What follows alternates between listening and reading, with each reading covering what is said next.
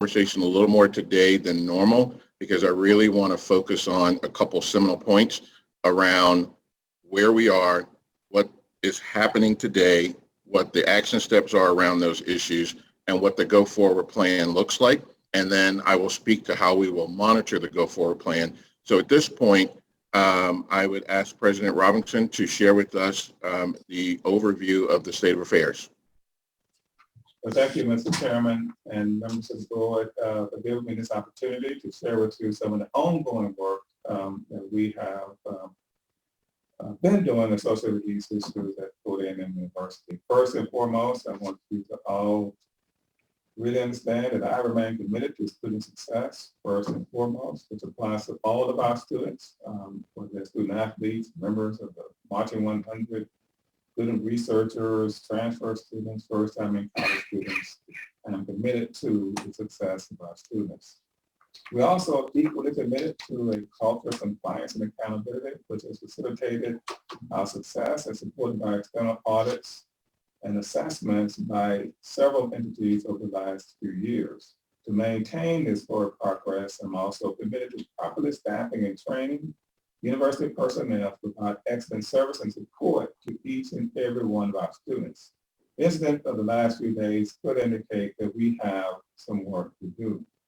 My administrative team and I spent the past several days conducting a root cause analysis of the underlying issues, as well as developing a corrective action plan. Today, I will provide an update on many of the key steps that we are taking to resolve these issues and to ensure that they do not reoccur. This morning, I will cover several short-term and long-term steps that we are taking to address these issues.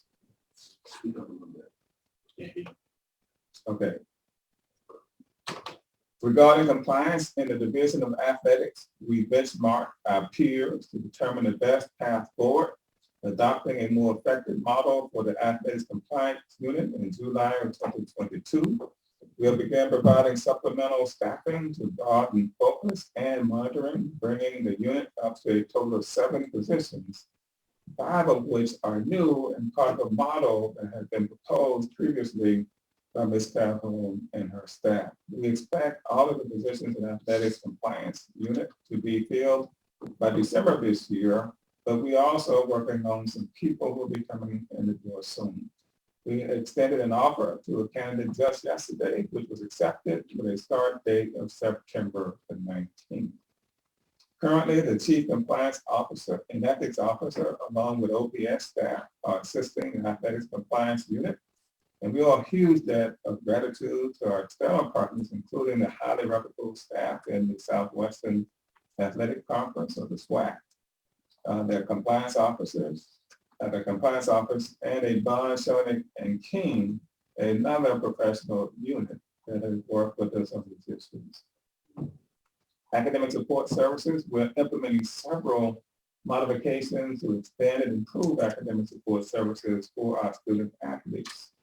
Academic advisors and advisement is one of those spaces. We have committed to increase the advisement staff by adding 2 positions and repurposing 2 existing advisors, both resulting in a total of 5 full-time advisors in athletics. The staffing changes will be completed by September 30th. We will provide enhanced training and professional development for advisors to support student athletes, ongoing evaluation of advisors against well-defined performance metrics. And we've also had some additional enhancements, including increasing the number of available tutors and expanding communication and engagement with our academic programs. Student financial support. These enhancements include providing timely financial support for summer school, which many of our athletes take advantage of, provide increased funding for summer support for lodging and meals, provide more timely communication to all student athletes about the terms and expectations for summer support so we can eliminate some of the confusion or uncertainties about what's actually going to happen and what we have capacity to provide to our students during the summer. We also implement some additional measures to evaluate improvements and provide recurring issues. For example, the Division of Audit will advise and monitor me and my leadership team as we implement the action plan to address the issues raised. Our institutional effectiveness team will develop a set of metrics and a scorecard to provide an additional level of accountability. This will lend an effective assessment of on an ongoing basis of performance outcomes for university athletics. We're going to strengthen the culture of compliance with enhanced training, performance monitoring, and accountability services, and reassess reporting to improve communication to all stakeholders, including you, the Florida A&M University Board of Trustees. Let me move on to housing. We had student residence and residence halls throughout the summer, and we were quite surprised to hear of the reports of pest issues in 10 of the 72 apartments in our Phase 3 facility. As University Housing began to receive complaints regarding pests, our maintenance team immediately engaged professional pest services. To help ensure the safety and well-being of students, the professionals recommended that we temporarily move all residents out of the hall, fumigate and bait the facilities, and seal any penetrations. We promptly made lodging arrangements with local commercial establishments to accommodate this move. We provided students with services such as continuous solo transportation and meal plans. Additionally, we have extra security to patrol the lodging facilities where our students were relocated. A walkthrough of the residence halls has been completed, and students will begin returning to Phase 3 today. We're providing students with information regarding what to expect upon the return and the availability of laundry services for our impacted students as well.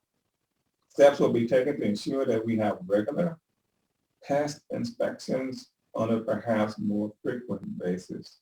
Going forward, we will ensure that we do not have any cross-scheduling conflicts, and additional inspections, as I said, will also be conducted.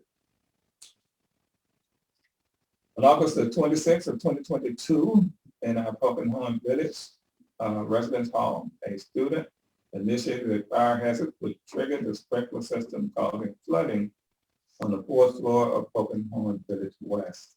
The water damage impacted floors 1 through 4, and we quickly reacted by placing the impacted students in local lodging while contractors worked on cleaning and sanitizing the facility.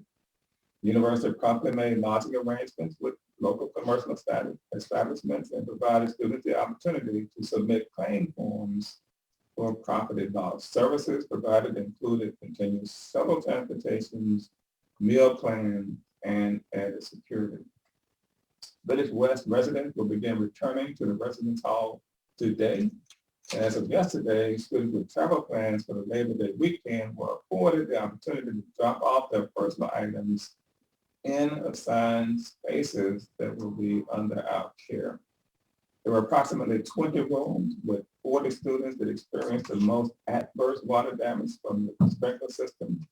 These students were identified and allowed to make appointments to drop off their personal items beginning today. While we have worked extremely hard to make gains, I do want to emphasize that this is an ongoing and continuous process. The actions today taken are the following. The NCAA APR report released in November, I just want to share some of this with you, indicated that 13 of our 14 sports met the threshold score requirements. We developed an improvement plan submitted to the NCAA in January of 2022, performed initial review of concerns beginning in August, on August the 26th.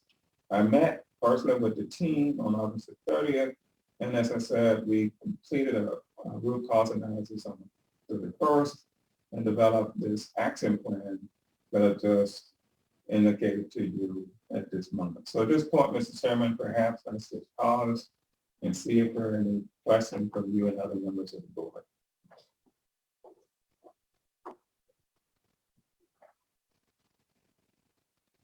You'll mute, Mr. Chairman.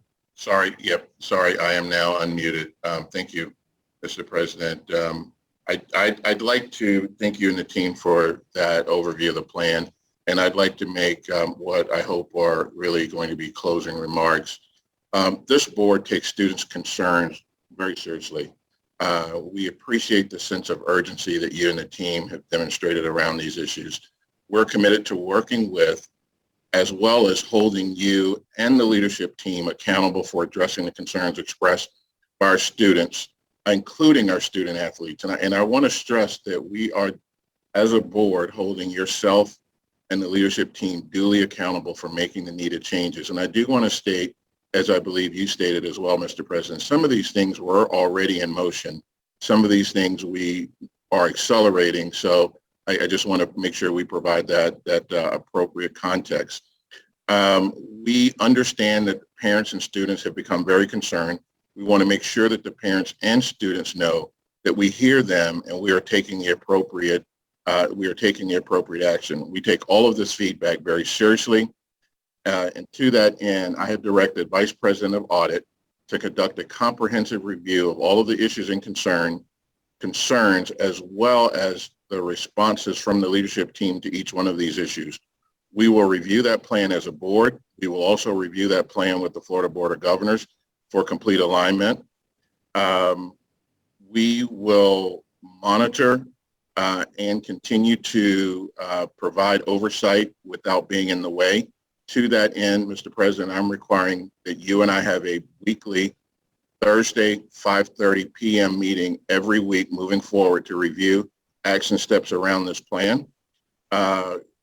This board is a board of support, but we need to be firm and direct that where we are today, we will and need to improve.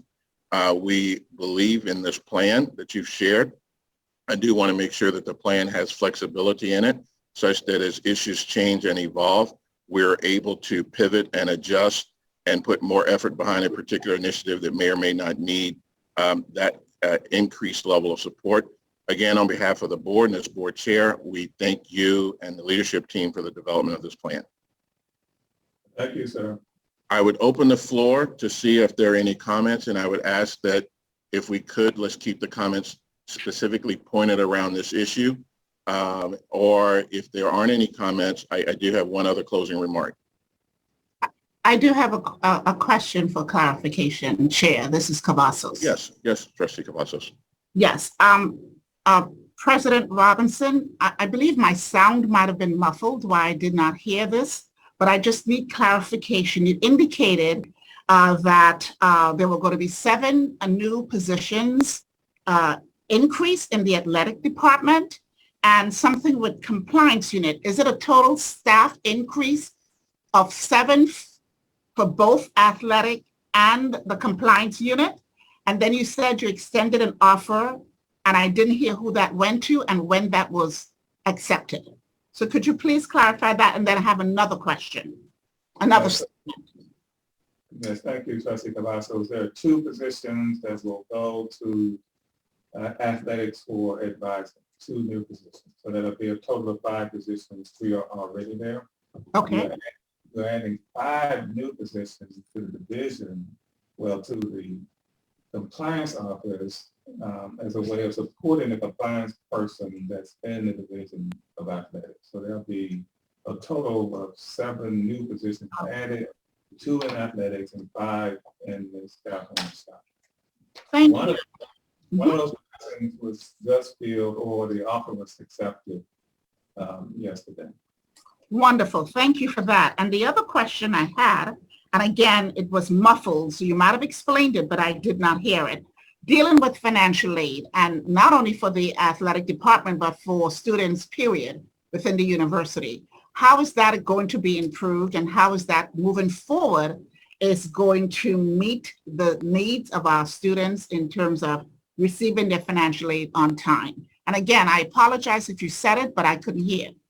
Yeah, so what I talked about was, in this particular case, when it comes to student athletes, support, financial aid support, or support in general for the summer. And we're going to do some additional things there, including providing funds to support students, whether for food or meals, whether they're on or off campus.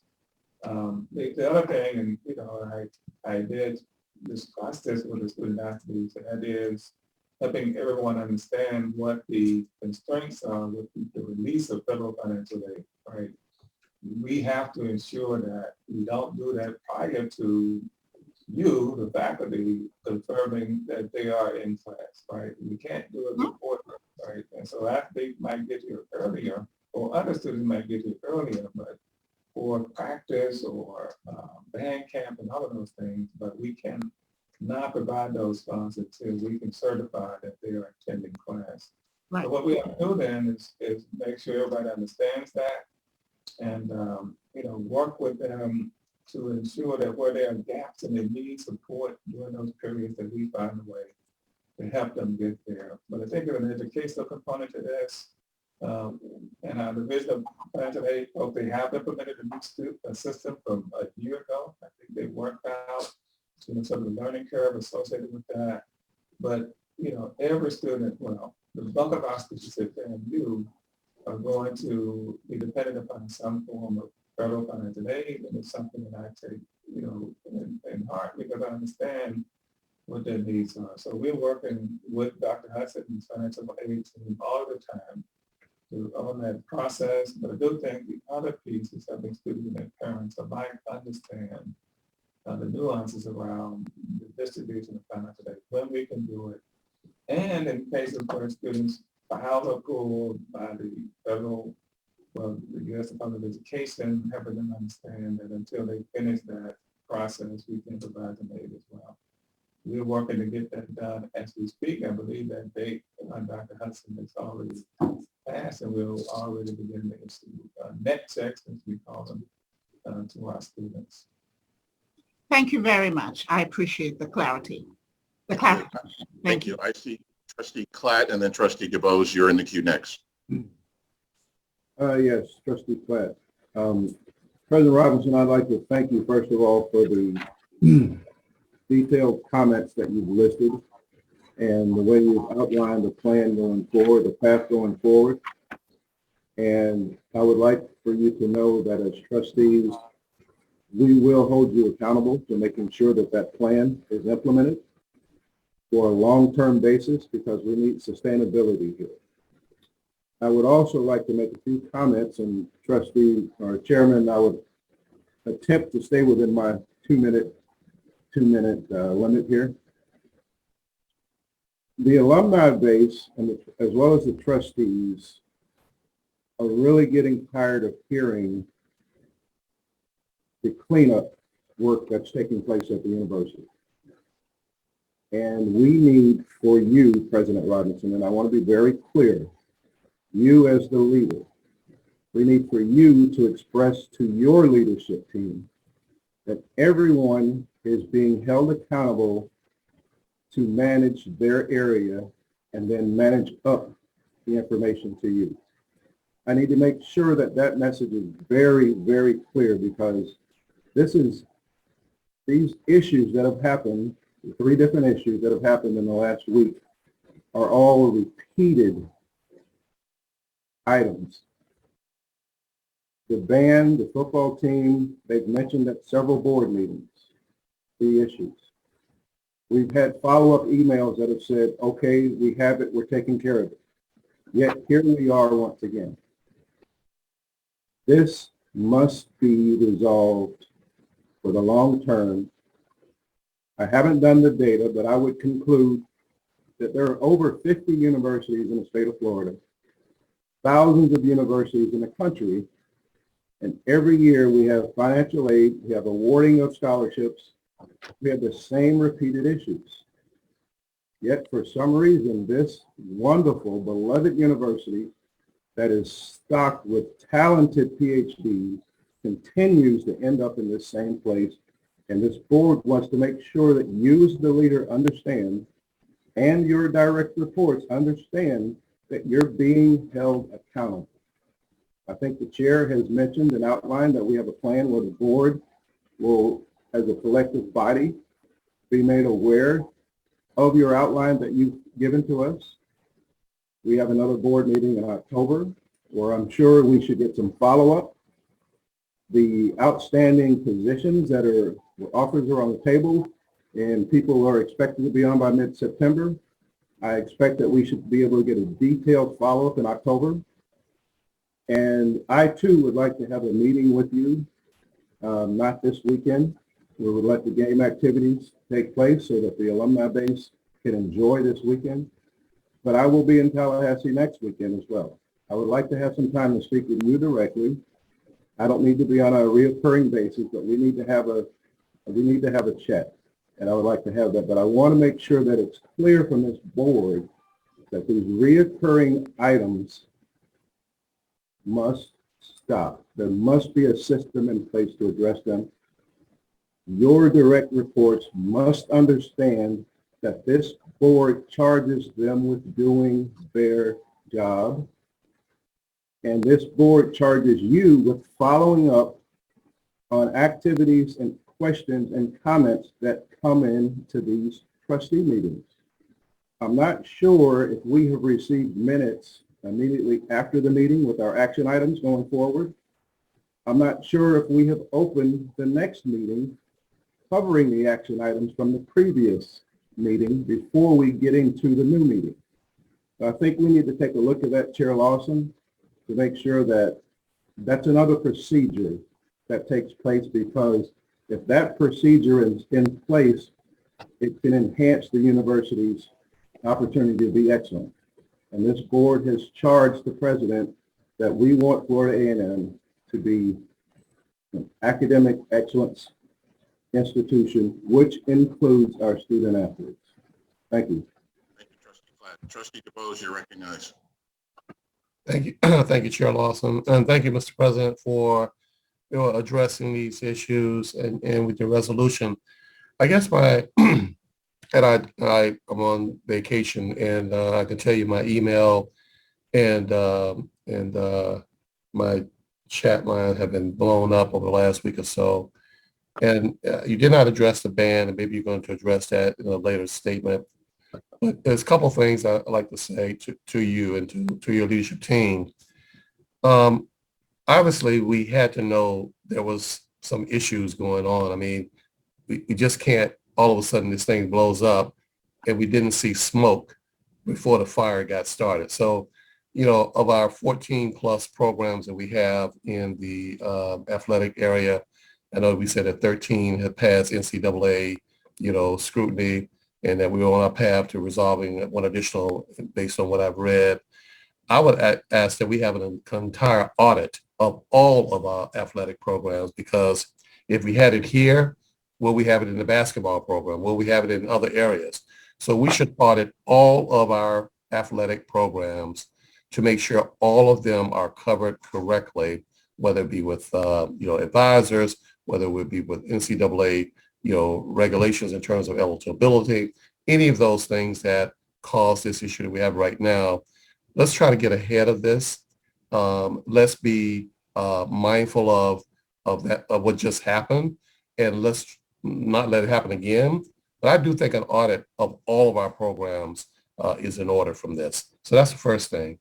And then I was very disturbed to hear about the ban situation. And, like Trustee Platt, who has an affinity to the athletic program because he came from that program, I have an affinity for the Marching 100. They and our athletic programs are the brand of this university. They, along with our academic achievements, all of them represent the brand of this university. And from what I heard of the young people being put on a bus to travel 14 hours, and then have to immediately go into practice, and then, several additional performances they had to perform, and then had not having a chance to shower, have to change on the bus, cold meals coming back, another 14-hour trip. I mean, I wouldn't do that. I mean, why are we asking our kids to do that? Why can't they stay in a hotel? Why can't they take a shower? Why can't they have a hot meal? They are the brand of the university, and we have to do something different here. And we talked about this a year ago about, we can no longer penalize them for the actions of the past, that we have a better operating procedure going on in managing the band. We have to do these kids better. We have to treat them better. They work hard, and I know that because I did it myself. And I just I think we got to find another way. If we can't afford to send them somewhere, then don't send them. But if we're going to do that, let's allow them to not have the guys and the ladies change on the same bus, if in fact that did happen, not give them a hot meal, not allow them to shower and get in their dress clothes, and they have to take these long trips on a bus. That we're better than that, and I like to see us do better here. Thank you. Thank you, Trustee DeBose. Mr. President, would you like to address that? I know that's included in your action plan, but if you'd like to address that comment separately, I'd then like to move to closing remarks. No, sir. Okay. Okay. At this point, Question. I'm sorry. I can't. Is that Trustee Washington? I'm trying to go by voice. Sorry, I'm in the room. This is Trustee Oh. Washington. Yes. We've talked a lot about the action plan, and I commend the administration. One thing I did not hear was and maybe I missed it, was the status of the AD search while we're hiring all these people and shifting around. What's the status of the AD search? And if, we're not prepared to give a remark on that today, it needs to be brought up at our October meeting. Yeah, if I could ask, just because I wanted to keep this specifically to the action plan, Trustee Washington, if we could hold that, and maybe you and the president have a one-on-one there in the room, or we do it at the upcoming meeting, because there are candidates out there that are still in various stages of interviewing. So I'd prefer that maybe you and the president handle that one-on-one. At this point, I'd like to bring the meeting to a close with just a simple closing remarks of a heightened level of accountability is demanded from this board. So for staff, for those below the staff, Mr. President, we support each and every one of you, but we are pushing a higher level of accountability moving forward. We will meet weekly. We will have the internal review conducted by Mr. Milishevsky and team. We will report that out to the full board with full detail. We will report that out to the Board of Governors with full detail. For those 700 plus people listening, we appreciate you being on this morning, but everyone that's listening needs to know that we are very attentive to our student needs prior, today, and moving forward. At this point, this concludes our meeting. I'd like to thank everyone for attending. There being no further business before the board, this meeting is adjourned. Thank you.